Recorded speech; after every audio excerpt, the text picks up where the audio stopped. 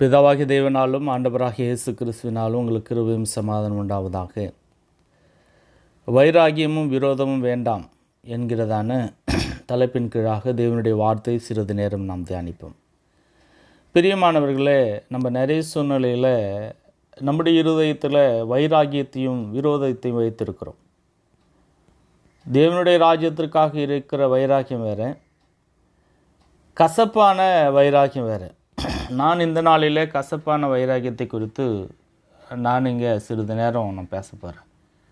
அப்போ இன்றைக்கு நிறைய பேர் என்ன பண்ணுறாங்கன்னா, தன்னுடைய வாழ்க்கையில் இந்த கசப்பான வைராகியத்தை தங்களுடைய இருதயத்தில் வைத்திருக்கிறார்கள்.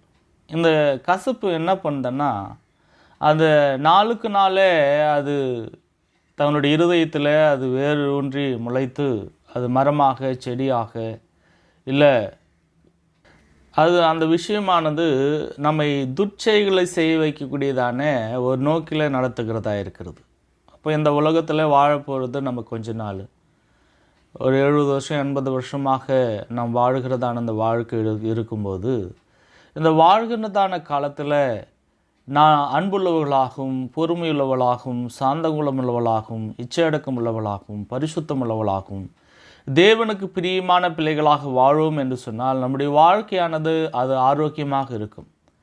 ஆனால் இந்த கசப்பானது என்ன பண்ணக்கூடாது, நம்முடைய இருதயத்தில் இருக்கக்கூடாது அப்படின்னு சொல்லி யாக்கோபு 3ஆம் அதிகாரம் 14 வசனத்திலிருந்து வாசிக்கும் பொழுது, உங்களுடைய இருதயத்தில் கசப்பான வைராகியத்தையும் விரோதத்தையும் வைத்தீர்களானால் நீங்கள் பெருமை பாராட்டாதிருங்கள், சத்தியத்திற்கு விரோதமாய் பொய் சொல்லாமலும் இருங்கள்.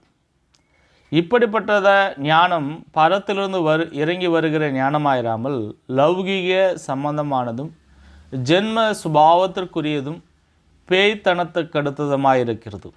வைராகியம் விரோதமும் எங்கே உண்டோ அங்கே கலகமும் சகல துர்ச்சைகளும் உண்டு. பரத்திலிருந்து வருகிற ஞானமும் முதலாவது சுத்தமுள்ளதாயும், பின்பு சமாதானமும் சாந்தமும் இணக்கமுள்ளதாயும், இரக்கத்தாலும் நற்கனிகளாலும் நிறைந்ததாயும், பட்சபாதம் இல்லாததாயும், மாயமற்றதுமாயிருக்கிறது. நீதியாகிய கனியானது சமாதானத்தை நடப்பிக்கிறவர்களாலே சமாதானத்திலே விதைக்கப்படுகிறது.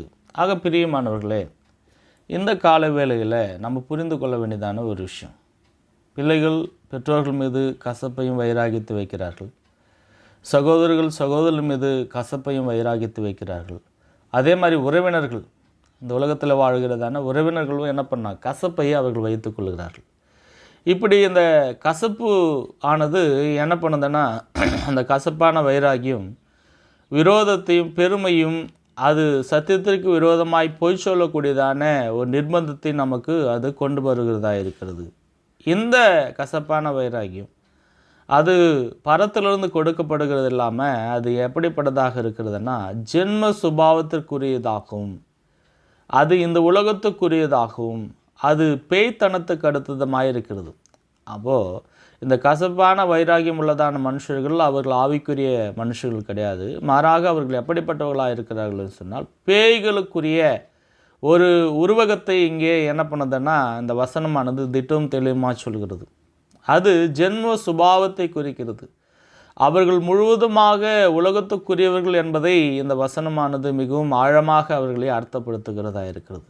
ஆக பிரியமானவர்களே, இந்த காலவேளையில் நம்ம இருக்கிறது கொஞ்ச நாள். இந்த நாளிலே நம்ம எந்த அளவுக்கு தேவனுக்கு பிரியமுள்ளவர்களாக நாம் இருக்க போகிறோம், நீர்க்குமிழி போன்ற இந்த வாழ்க்கையில் நம்ம எந்த அளவுக்கு தேவனுக்கு உகந்தவர்களாக நாம் இருக்க போகிறோம். நம்முடைய வாழ்க்கை பாதி நாட்கள் கஷ்டத்திலும், பாதி நாட்கள் கவலையிலும், பாதி நாட்கள் வீணிலும் நம்ம என்ன பண்ணுறோம், இப்படியே நம்ம உலக காரியங்களை நினைத்து கொண்டு இந்த உலகத்தில் கடைசியில் நம்ம என்ன பண்ணோம் அப்படின்னு நம்ம நோக்கி பார்க்க சொல்ல எதுவுமே இல்லாமல் போகுது. இந்த உலகத்தில் பாருங்கள், நம்ம சில நேரத்தில் இதை செய்யலான்னு ஆசைப்படுறதுக்குள்ள நம்முடைய வயதானது அதை கடந்து வருகிறதா இருக்கிறது. அது போயிடுது. திரும்பி பார்க்கும் பொழுது நான் என்ன பண்ணேன், நான் எதனா சாதிச்சேன்னா, நான் எதனா பண்ணனான்னு சொல்ல உங்களுடைய வாழ்க்கையானது அது திருப்தியற்றதாக இருக்கிறது. ஆனால் நீங்கள் கிறிஸ்துவுக்கு ஒப்பு கொடுத்து பாருங்கள், வாழ்க்கையில் பிதாவாகிய தேவனுடைய சித்தத்தின்படியாக கீழ்ப்படிந்து பாருங்கள். அது என்ன பண்ணுது, மிகப்பெரிய சமாதானத்தை கொடுக்கிறதாக இருக்கிறது.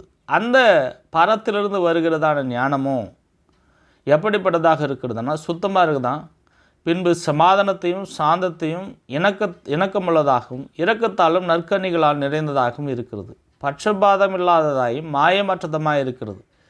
நீதியாகிய கனியானது சமாதானத்தை நடப்புகளாலே சமாதானத்தினாலே விதைக்கப்படுகிறது. ஆக பிரியமானவர்களே, எந்த கால வேளையில் நம்ம புரிந்து கொள்ள வேண்டியதான விஷயம் என்னென்னா, பரத்திலிருந்து வருகிறதான ஞானம். பரத்திலிருந்து வருகிறதான ஞானம் நிறைய பேர் என்ன நினச்சிக்கிறாங்க, வைராக்கியமாக இருக்கிறோம், நம்ம ஜென்ம சுபாவத்துக்குரியவர்களாக இருக்கிறோம், லௌகிக்கு உரியதாக இருக்கிறோம், இதெல்லாம் நம்மளுக்கு பரத்திலிருந்து வருகிற ஞானம். உலகத்தில் சில பேர் என்ன பண்ணுறாங்க, அவங்க இன்னொருவரை ஏமாற்றி இன்னொருவரை அடித்து அவர்கள் பொருள் சம்பாதிக்கலாம். இது என்ன நினச்சிக்கிறாங்க, நான் சர்ச்சுக்கு போகிறேன், நான் என்ன பண்ணுறேன், நான் ஊழியம் செய்கிறேன், ஏதோ ஒன்று பண்ணுறேன், நான் ஜெபிக்கிறேன், அதனால் எனக்கு இது கிடைக்குது அப்படின்னு ஒருவேளை அவங்க நினைத்துக்கொள்ளலாம்.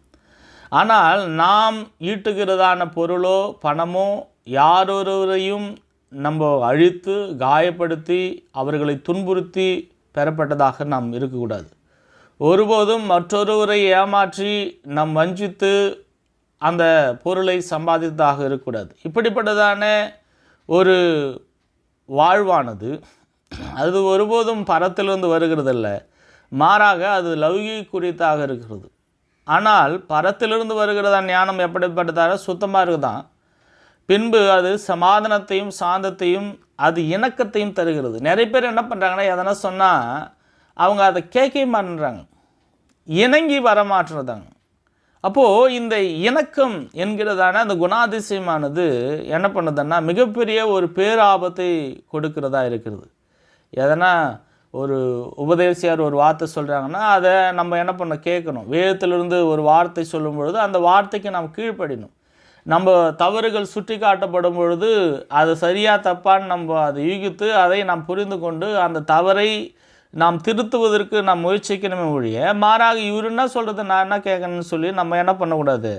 அதற்கு அந்த இடத்தை விட்டு நகருதலோ அதற்கு இணக்கம் இல்லாதவர்களாய் நாம் இருந்தோம் என்று சொன்னால் நம்முடைய வாழ்க்கையானது அது நற்கனிகளாலே நிறையப்படாது. அப்போ இன்றைக்கு பரத்திலிருந்து வருகிற ஞானம் ஒரு பரிசுத்தவான் எப்படி இருக்க வேண்டும் என்று சொன்னார், அவன் சுத்தமுள்ளவனாகவும் பரிசுத்தமுள்ளவனாகவும் சாந்தமுள்ளவனாகவும் இணக்கமுள்ளவனாகவும் இரக்கத்தாலும் நற்கனிகளாலே நிறைந்தவனாகவும் பட்சபாதம் இல்லாதவனாகவும் மாயமற்றவனாகவும் இருக்க வேண்டும்.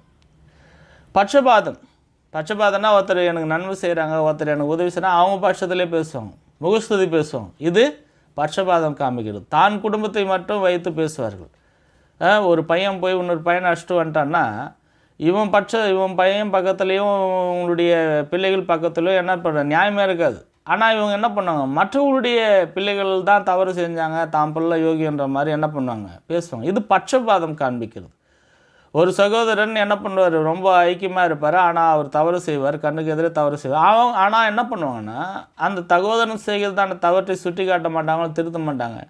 அவர் நம்ம கூட இருக்கிறன்றதுக்காக இவர் பட்சத்திலே என்ன பண்ணுவாங்க பேசுவாங்க. நியாயத்தின் பாலே என்ன பண்ணாங்க யார் ஒருவருமே பேச மாட்டாங்க. இப்படிப்பட்டதான குணாதிசயமானது என்ன பண்ணுது, பட்சபாதம் இல்லாததாக இருக்கணும். அதுதான் பரத்திலிருந்து வருகிறது ஞானம். பட்சபாதம் காண்பிக்கிறது பரத்திலிருந்து வருகிறதான ஞானம் கிடையாது. ஆக பிரியமானவர்களே, இந்த கால வேளையில் நாம் புரிந்து கொள்ளதான விஷயம் என்னென்னா, கசப்பான வைராகியத்தை விரோதத்தையும் நம்முடைய வாழ்வை விட்டு நம்ம விலக்கி தேவனுக்கு பிரியமுள்ளவர்களாக தேவனுடைய ஊழியத்தை நாம் செய்கிறவர்களாக நம்ம எல்லா சூழ்நிலையிலும் உண்மையுள்ளவர்களாக நாம் வாழும்பொழுது தேவன் என்ன பண்ணுறாருன்னா நமக்கு பெரிய ஒரு ஆசீர்வாதத்தை அந்த பரத்திலிருந்து வருகிறதான அந்த ஞானத்தினாலே நம்மை நிரப்பி நாம் தேவனுடைய பிள்ளைகளாக வாழும்படி தானே ஒரு மகத்தான ஒரு பெரிதான ஒரு கிருபையை ஒரு ஆசீர்வாதத்தை அவர் கொடுக்கிறார். அப்போது தேவனுடைய பிள்ளைகளுக்கு இருக்கிறதான ஒரு சமாதானமானது அது மிகவும் விலையேறப்பட்டதாக இருக்கிறது. அந்த சமாதானம் சந்தோஷம் எப்போ நம்மளுக்கு கிடைக்குன்னா, இயேசு கிறிஸ்து ஒருவரை மாத்திரம் பார்க்கும் பொழுது அவருடைய வார்த்தைக்கு கீழ்ப்படியும் பொழுது தான் நமக்கு கிடைக்கும். மற்றபடி நம்முடைய சுயசித்தத்தின்படியாக நம்ம வாழும் பொழுது அது ஒருபோதும் கிடைக்காது. என் இருதயத்தில் கசப்பு வைராகியம் பொறாமல் இருக்குதுன்னா அது கிடைக்காது. சத்தியத்துக்கு விரோதமாக நான் என்ன நின்னா அது எனக்கு கிடைக்காது. மாறாக என் இருதயத்தில் எப்படி இருக்குன்னா, பரிசுத்தமுள்ளவனாக சாந்தமுள்ளவனாக இணக்கமுள்ளவனாக பட்சபாதம் இல்லாதவனாக நான் இருந்தேன் என்று சொன்னால் என்னுடைய வாழ்விலே தேவனுடைய மிகப்பெரிய அந்த அன்பும் ஆசீர்வாதம் ஐஸ்வர்யம் இந்த உலகத்தில் நமக்கு கிடைக்கும் ஆக பிரியமானவர்கள் எந்த நாளில் கசப்பான வைராகியத்தை விரோதத்தை விட்டுவிட்டு ஒருவர் மேல் ஒருவர் ஊக்கமான அன்புள்ளவர்களாக இருங்கள். தேவன் தாமே இந்த நாளை ஆசீர்வதிப்பாராக.